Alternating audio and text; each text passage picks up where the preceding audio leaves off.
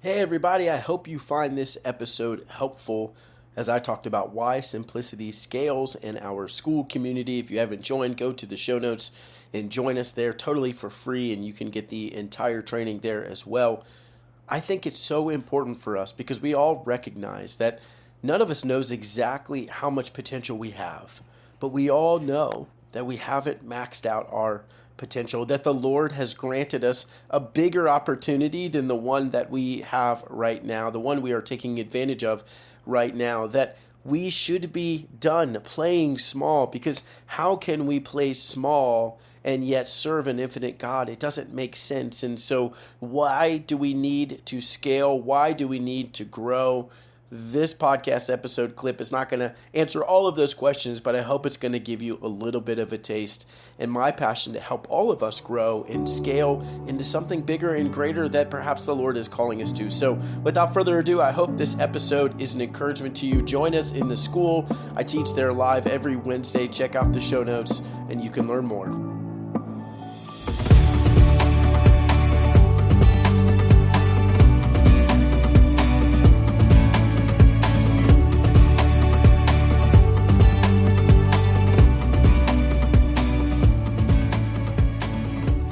I read a book, and I can't remember what it was, but it was Buy Back Your Time. And one of the things he said is he was doing all this stuff. And then one day he asked himself the question, what would happen if I just stopped showing up? Would anybody care? And so he tried it. And he was like, a bunch of people didn't care. And so I realized, why was I doing that in the first place? Right? Like, oh, so I was doing that. I had this group, and it was outside of real estate. I can't even remember exactly. It was some sort of like book club thing, whatever. And I was like, oh, everybody loves this. There's so many people that come. We're doing it, once a month, whatever it was. I can't remember. And we were doing it in person, right? And I was like, I love this group. I bet everybody's obsessed with it. And I said, you know what? I wonder if I just don't say anything again. Will they care? And guess what? I stopped pushing it. I stopped making it happen. And no one has said anything.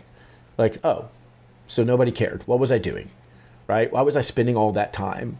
And not in a disheartening way. I mean, it was kind of disheartening. I'd done it for years.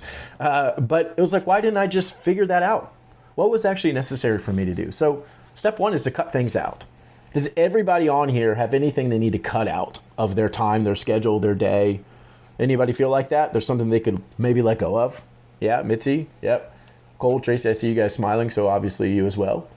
Yeah, cut things out. That's step number two. Okay, or that's step number one. Okay. Step number two. We're talking specifically in the business world. Okay. This is not necessarily, I mean, this can apply to your life, but we're talking about your business. Decide your working hours.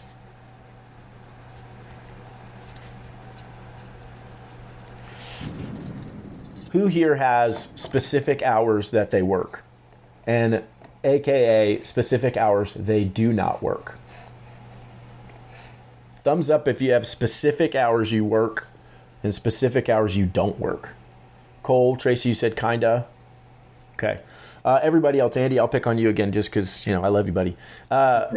Andy, what is your working hours? Anytime and anywhere. Fantastic. All right, you're a good case here. I'm not saying I work all the time. I'm just saying I do not have a disciplined time where I am working and where I am not working. Mm-hmm. So, do you know when you should be all in? No. Do you know when you should be all out? No. It's an impossible way to live, right? I mean, at the end of the day, when you're always almost ready to jump in and work, impossible. We will be not excellent. I was in Cabo again talking to one of my mentors, and I just said, man, I've got all these things going on, right? We're trying to grow the team, growing the collective, and now I'm started with this publisher for my book. And I'm like, I don't know where to spend my time. Like, I don't know where to focus, whatever. And all he said was, he didn't tell me where, all he said was, Garrett, remember, you can only do one thing with excellence. And I just keep thinking about that. I'm like, dude, I wish you had just told me which one, right? But he said, you can only do one thing with excellence. And so if we're all in, we better be all in. If we're all out, we better be all out, right? That's the only way to do this. Wherever your feet are, you be there. And that's really hard. But it starts with, what hours am I working? Because Oh, go ahead, Andy, please. Sorry, I'd love to hear anybody's ideas on doing that successfully when you work at home and kind of have the main responsibilities at home. I don't think the principle is any less valuable. I just think, it's much different if you can execute that principle going to an office and coming home, and or someone else is taking care of things at home that need, more immediate attention. So great question. Not excuses. Those are the things I really struggle with. All pieces of my life are just one big puzzle, and I kind of figure it out as I go. And obviously, that's not a strategy that helps anything successfully. Yeah. You have, and I'm going to let anybody answer, you have a significant advantage in that, Andy, and a significant disadvantage. Okay? Your significant disadvantage is that you can be interrupted at any point. That's not easy in any way, right? Number one, that is not easy in any way. That's your disadvantage. Your significant advantage is instead of you opening your schedule as wide as it needs to be, when you truncate it, knowing that you could get, let's say you say 9 to 5 every day, whatever, knowing that you could be distracted at any point, the beauty is the step that is required of you is to say, then what is the one have to do, most important, knock down dead, this is what I got to do today, no matter what happens, right? I'm going to get it done. I might get distracted from 9 to 4, but from 4 to 5, I'm getting after it because I know I have to do X. Your disadvantage is you can get interrupted every time. Your advantage is if you allow that to force you into the most clarity you could possibly have, you'll have so much less to do and you will still crush it because you'll be doing the one thing that matters that day, the 3 things that matter that day, right? And again, I'll let anybody else share, but one of my mentors who built a $40 million engineering company, he's a brilliant, godly man. I've asked him, how did you manage all the stuff you had gone? You were an elder, you had kids, you were married, and you're running a $40 million engineering company. Like, I don't know what that's like. How did you do all of that stuff? And he said, you know what, Garrett, at the beginning of the week, I wrote down 3 things. That's it. These are 3 things I got to do this week. That's it. And that's all I did. And if I did those things, fantastic. And I had more space, fantastic. But I was getting interrupted now he's in an office, right? Different scenario. But I was getting interrupted all the time by my staff. And that's okay. And that was part of what I wanted to happen. I needed them to come and talk to me in X, Y, and Z.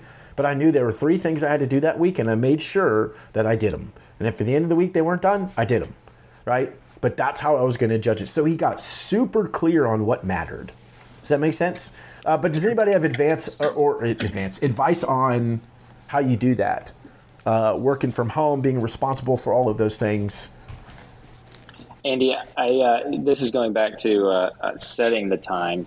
So I remember I was being coached, and he was basically saying the same thing, Garrett, because I was just all over the place.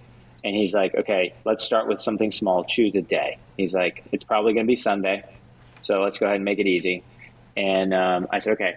He's like, what if you put in your buyer agency agreement that they have to initial your working hours? I was like, ugh. And he's like, just try it. And it would have to come up because I'd have to make them initial. And I was like, hey, just to let you know, I'm going to work so hard for you. I'm going to represent you well. I'm going to take care of you better than I would take care of myself. I don't work Sundays because I want to see my family. And I believe it's the Lord's Day or whatever it was. And never had any issues. And they would have to initial it. And sometimes they'd bring it up and sometimes they wouldn't. That's a great idea. So it held me accountable and it held them accountable. And I remember that time she texted me on a Sunday or gave me a call. And then she was like, oh my gosh, I am so sorry. I totally forgot it's Sunday. I'll talk to you tomorrow. It's awesome. I love that as a concept. That's great. Yeah. Again, Andy, I think the main thing for you is just going to be get really clear on what you need to do. That's it. Because you are honoring your family by being present and doing what you need to do. And remember, we talk the hierarchy of attention all the time. They are higher than your work time. Now, you must do your work, but you got to get really clear on what that is.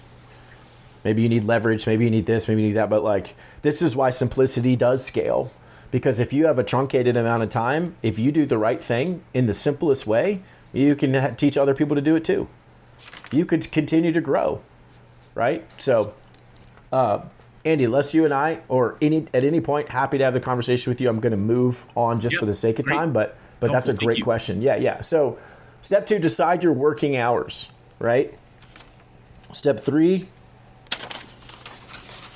people argue with me on this, and that's okay. That's just my own opinion. Have no white space in your calendar. What I was always taught was you better have white space in your day. You better have white space. You better have white space. You better have white space. What I found for me was that meant I was just waiting for somebody to take that white space away from me. Oh, you need to meet? Okay, I can do it at noon. Whatever. What do you want to do? Right? Oh, you need to have a call. Sure, whatever. I guess I'm free from like 1 to 5. Just call whatever. White space to me became detrimental. White space to me became I have no concept of what is going to happen in my day. So now I try to start the week, and I'm pretty good at it, of there is 0 white space in my calendar. Now, it might say, which it doesn't often because I just don't, but it might say 30 minutes, take a lunch break. But it's scheduled, right? So if someone's like, hey, can you meet at 12:30? No, I already have a meeting, right? There is intentionality. It might say have meetings, and it's a 3-hour block. And so when someone says, can I sit down with you? Absolutely. I can do it at 1 or 2 or 3. Or what, Cole said, you tell them, you don't ask them. I can do it at 1. What do you think? You want to do that? Cool, let's do it. Right? Now, my schedule doesn't have white space. Why? Because I better get done what I need to get done. And when I allow other people to take that space away from me, which is really, in my opinion, what white space is. All of us on here, for the most part, are people pleasers, especially as believers. We feel bad about saying no, especially, I'm just going to say it, women that are believers, you feel terrible. My wife will be like, oh man, I'm so tired. I don't want to hang out. I'll be like, what do you mean? Oh, my friend just said, do you want to hang out? I'm like, you can say no. She's like, but can I? Like, yes, you can. It's okay. They're not going to be offended, right? We let everybody else dictate our schedule. That's not appropriate. That's not us being the best that we can be, right? Because everybody's going to pull us into something away from what we're trying to accomplish. That's just what happens. So no white space. I'm a huge advocate for that. Be intentional with your time. What are you trying to do? Make sure it's on there. If anybody tries to break into it, there are very, very, very, very, very few people in my life that could break through what I have scheduled. Very few, right? So here's my white space, or there is no white space. This is my schedule. So that way, anytime anybody asks me to do something, if it's not necessary, I'm like, man, sorry, I'm already tied up. And it's true. I actually am. Because maybe that means that I needed to spend that time reading. And that's my appointment. Does that make sense? So you're on purpose as much as you can be the entire day. That's simplicity. Here it is. It's this. I don't wait every day and my schedule gets rearranged constantly multiple times a week. That's chaos. Right? If you're showing houses, maybe you say Tuesdays from 1 to 4, I've got blocked, and this day from whatever to whatever. And so that way, when somebody calls, you're like, great, my next opening is Tuesday at 1. How many houses we want to go see? I've only got a 3-hour block, so let's see when we can go see those. Like, right, let's go see 6, whatever. Oh, well, I work that day. Totally get it. That's my next opening. Can we make that happen? Yeah, you're right. We'll make that happen. It happens in every career. The doctor is only open until 5. Oh, well, I need to see the doctor. So yeah, that's fine. I'll figure it out. Everyone figures it out. You get to tell your day, right? Simplicity is, I know at the beginning of the day, 90% accurate exactly where my day is going to go. That's huge because I don't have to be ready. You pair that with hours. Now it's like, I know when I need to be there and I know when I don't need to be there. And so when I'm there, I am all in. And when I'm not there, I am all out to the best of my ability, right? Okay, so no white space. Does that make sense? And does anybody... You feel free to push back on any of this stuff, right? It's just my own philosophy. I've tried doing the time blocking, and I struggle with it from the perspective of I find when I time block, I get so task oriented that I lose the relational part of myself.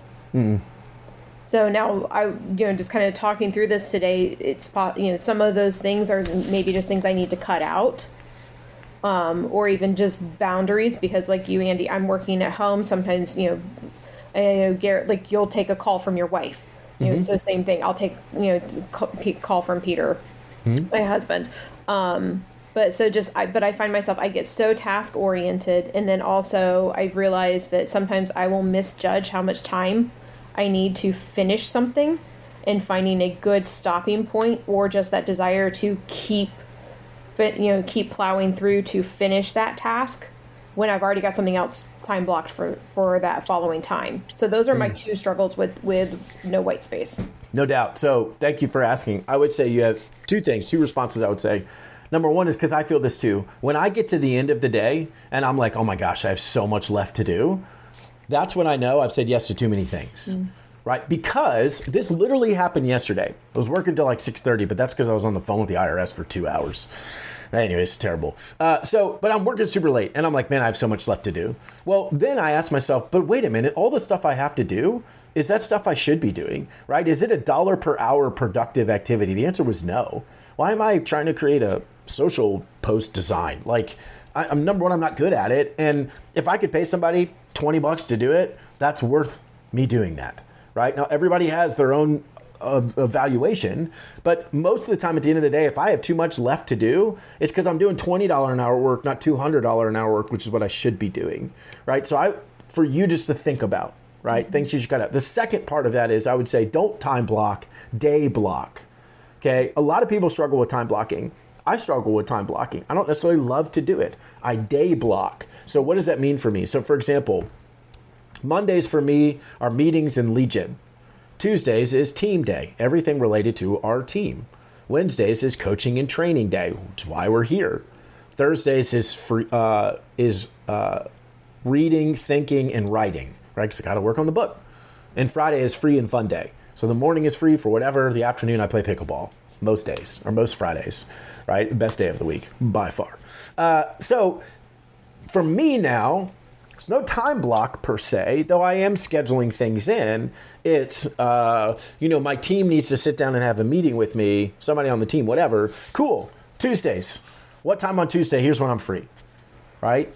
Someone needs me to coach them on something. Awesome. Wednesday. Here's when I'm free, right? Thursday, I really need to, I can't. Tied up all day. That's like, I got to read, I got to learn, I got to think, I got to write. These are important things. I got to move forward. Man, somebody outside of like team or coaching or whatever, cool. Friday morning or Monday. Like that's when I have time. And then it's not necessarily block. I mean, I block decently well other than that. Like I'll block off Legion. I got to do this on Monday. Otherwise, hey, whenever you want, but it's those days. So I think maybe try that. Okay. Day block, don't time block. I like That's that. super helpful for me. I love that. Mm-hmm. Yeah, it's been really helpful. And then it just means that I know that each week, like the three main things for me to push forward are my team, the collective, and my book. I'm going to do that. Like, because I have a day for all of those, right? So that's really helpful. And then you don't feel like you have to say no to everybody. Last piece really quickly, I would say, total side note, but I've learned this from other people and it's been really helpful. Most times when someone's like, hey, can we meet? I need to talk to you, whatever. My answer is not yes or no. My answer is, hey, what do you want to talk about? And then they'll send it to me and they'll say, great, can you email that to me? I want to be prepared for our meeting. They'll email it to me and most of the time I can text them and say, hey, I don't know that we need to sit down and meet. I answered your email. I think that's what you need. Let me know. Like, not everything is a meeting. Not everybody needs to sit down and get your time. It's not mean, but it's when I'm intentionally truncating my hours, that means the most important things get it and the least important or mildly important things don't, right? Not everyone deserves the right to your time. In fact, most people don't. And especially as believers and people pleasers, it's really hard for us to think that way. I feel icky saying it right now, but it's true. Not everyone deserves the right to have your time. They just don't, right? So, great. What did you want to talk about? Oh, this, cool. Can you email me so I kind of know what you wanted to discuss? Most of the time, like 99% of the time, I'll tell you, it does not require a meeting at all. Or it requires a 15-minute phone conversation, not, like I have a meeting today. It's a phone call. It's actually an agent who wants to join our team. And she was like, cool, where do you want to meet? And I was like, if we meet, we're going to talk for like an hour and a half. So I said, I can't. I could do 2:30 to 3. Let's do a phone call. Cool, that works. Everyone just naturally assumes we should sit down and talk. I don't have that kind of time, not in a mean way. I'm trying to be done on time today, right? And I'm not going to move something else, right? So anyways, those very helpful. Day block, not everybody gets your time, okay?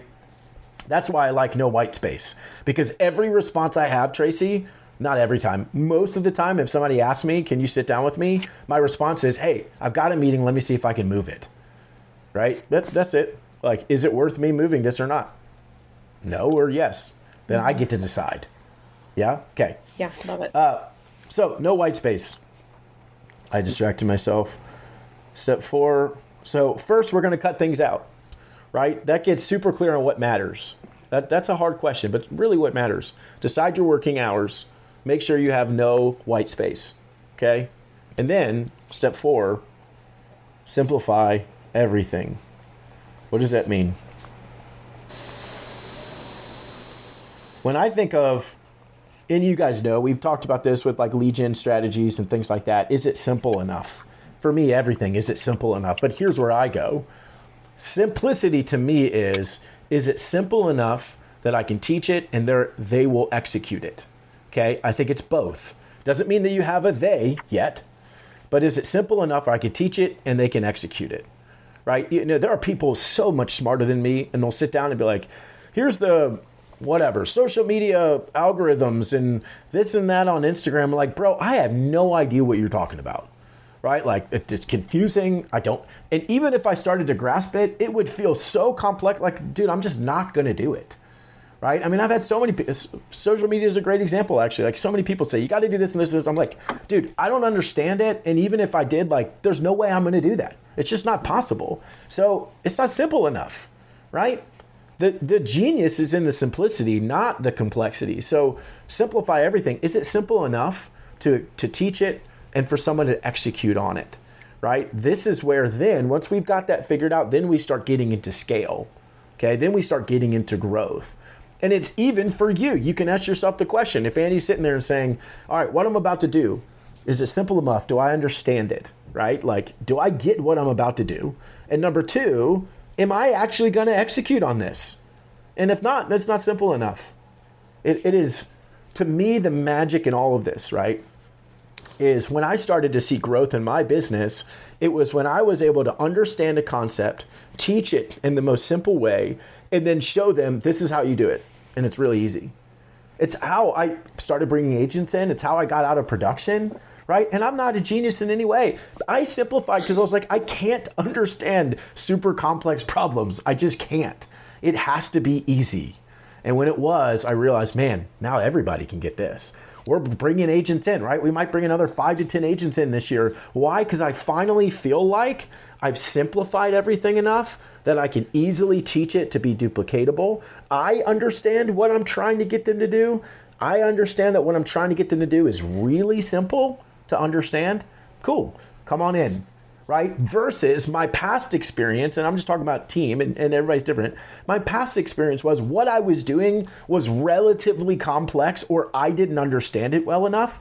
And so I kept bringing agents in and they would fail. And it was my fault because I'm like, I didn't even know how to teach you anything. Because like, I didn't really get what I was doing. And so common when I'm coaching someone, they're like, man, the problem is it's all up here. So I don't know how to get them to do that. And I'm like, well, then it's not simple enough if you can't tell anybody and you have a terrible system. Like, that's not even a system. You just do things. Yeah. Simplify. That's how you bring people into your world. This is what I want you to do really clearly. This. Oh, okay. How do I do it? Like this. Oh, that's easy. Can I share something real quick, Garrett? Please. Yeah, absolutely. I had a client like 4 years ago, and she was social media famous. She had like 14 million followers on TikTok or whatever. 14 million?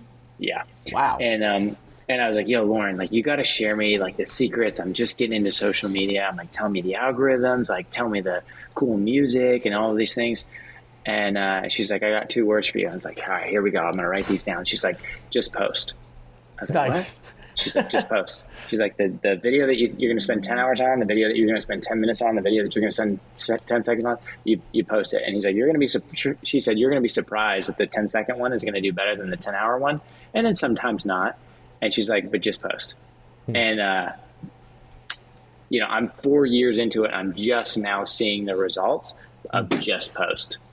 But that was awesome. So simple that I could actually follow it. I didn't have to understand algorithms and all of those things. It was so helpful in that simplicity. That's amazing. That's a great example. Simplicity scaled for you. It was easy to understand, and you've done it, and now it's growing. Fantastic. That's a great example, right? That's what everything is. Can you teach it in a way that someone understands it and they'll execute on it? That's a great example, Cole. I knew I was glad you're here. Sometimes I'm like, why is he here? But now I understand. So thank you for being here. No, that's a great example. Saved. Keep it simple, saved. That's the I should just name the podcast episode. Keep it simple, saved. KISS, the KISS method for believers. Anyways, I think that's funny. Nobody else does. Okay, so then once we get this simplified, right? This is all that I really care about for you, for me, for any agent who's a believer, is there's a gap, right? There's a gap of where we are and where we could be. Right? We've all heard that. The most expensive cost every one of us has is the delta between what we earn and what we could earn. Right? I've heard that a million times. But when I think about this from a biblical perspective, this is where we could be is God. What's our God-given potential? Right? And again, none of us know what it is. And I find this fascinating. None of us know what it is, but we all know we have more of it, right? Every one of us knows we haven't maximized it, but we don't know exactly what it is. And so this is our responsibility, in my opinion, as believers in business, but certainly as agents, is all of us are somewhere. I have no idea how close we are to where we could be, right? Because the reality is, I don't know how long we're going to live. I don't know what the Lord's requirement, it's not a requirement, but I don't know that what the Lord said for each one of us, what our capability is, except that I know all of us have more potential than we are maximizing right now. In your family, as a husband, as a mom, as a dad, as a wife, as a child of the Father, of all the things, right? In our health and our sleep and all those things. None of us are doing it, and we all know it. This is where this gap comes in. And when we look at the gap, and I'm going to end with this, and any final thoughts. When we look at the gap, most of the time we see complexity, and it feels way too complicated to go from where we are to where we could be. And so we don't do anything, right? One of our early calls, Cole was on this call, and I asked Cole straight up, why don't you do client events? And he said, they just feel too complicated. So, okay, if we make them simpler, do you feel like it's something you could do? Absolutely. Oh, that's really all this is. When we actually stop to understand what's standing in our way of where we could be, it's we view the gap as complex. So here's the coolest part, in my opinion and experience. Our job is not to say, grind it out and get there anyways. Our job is to say, how do I make the gap more simple? That's it. How do I make the gap more simple? And if I do, simple, right? Meaning easy to understand and teach and ability to execute, then I'll get closer to where I could be. Cole, I got to post. You got 14 million followers. What do I got to just post? Oh, wait a minute. The gap between where I could be and where I am now is just post. Oh, I can do that. Great. Now I'm going to do it. When it became simple, it became something I wanted to do. When it was complex, it was something like, there's no way I have time to figure that out. Never mind, I'm not going to do it. That's the beauty of this. The gap is just something we have to simplify. When we do, we get closer to where we could be. Does that make sense? Cool. Thoughts, questions, comments, whatever. Hopefully that helps. So again, let me actually clarify. I'm not encouraging everybody on here, you better go sell 1 billion homes and bring on a bunch of agents. I don't know. But I do know that you're not fully maximizing your potential, and it's because the gap is too complex. When you start to simplify, you start to see what is it the Lord wants from me. And that's a really cool thing. And I don't know what it is for me either fully, but I'm trying to figure it out. Hey, Christian agent, I get it, because I am just like you. You got into this business for more time, money, and freedom, but how is that going? Maybe like me, you found yourself succeeding more often, but missing out on more family dinners. Or maybe you've been wondering this whole time, why are you working your butt off but not making any progress? Or you continue to see the people up on stage who you know lost their marriage, but they sold a lot of houses, so they get celebrated anyways. Well, the truth is, in 2 Corinthians, the Bible tells us to not be unequally yoked. We get so caught up in following the world's way that we forget to follow the Lord's way. And that's why I launched the 210 Collective at EXP, so Christian agents all over the globe could finally be in business together. We could finally be more excellent together, and we could finally be encouraged to set the right priorities and honor God by honoring our families above our work. So if you're ready to take your business to the next level and you want to learn, grow, and connect with other Christian agents, I'd love to talk with you. Head over to 210collective.com/podcast or click the link in the show notes to text me directly and book a call. You're not going to be talking to some member of my team. You'll be talking with me directly, and I promise to shoot you straight. I'd love to talk to you how we can get you plugged into an amazing community of agents who share your values and visions. So click that link in the show notes, text me, set up a time to chat. I would love to connect with you. Until next time, keep building your business with purpose and faith.